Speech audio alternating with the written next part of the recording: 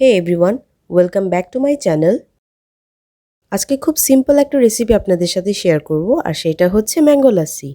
আপনারা নিশ্চয়ই সবাই জানেন লাসি শুধু খেতেই মজা নয়, সেই সাথে এটি একটি হেলদি ড্রিঙ্কও।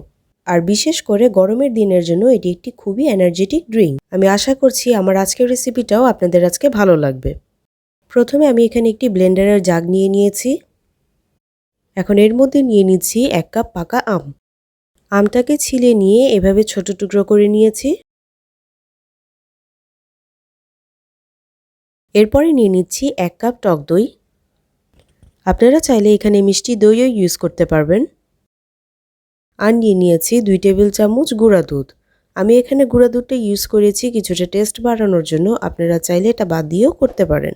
এরপরে দিয়ে দিচ্ছি 3 টেবিল চামচ চিনি। তবে আপনারা যদি এখানে কেউ মিষ্টি দই ইউজ করে থাকেন তাহলে এখানে চিনির পরিমাণটা অ্যাডজাস্ট করে দিবেন, অথবা না দিলেও চলবে। এরপরে আমি 5-6টা দিয়ে দিচ্ছি আইস কিউব, আর সবশেষে দিয়ে দিচ্ছি 1/4 কাপ ঠান্ডা লিকুইড দুধ।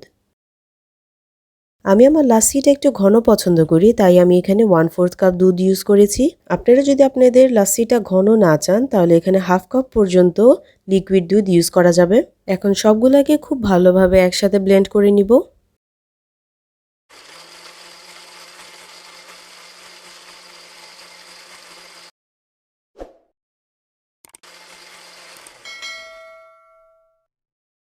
ব্লেন্ড করা হয়ে গিয়েছে, আমি এখন এটা একটা গ্লাসে ঢেলে নিচ্ছি।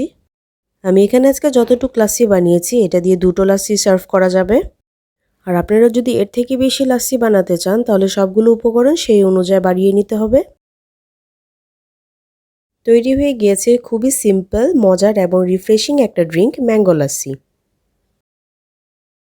আমি আশা করছি বাসায় একবার এই রেসিপিটা আপনারা ট্রাই করবেন। আরও নতুন নতুন রেসিপি পেতে কিচেন নেস্টের সাথেই থাকুন। আজকের জন্য এখানেই বিদায় নিচ্ছি।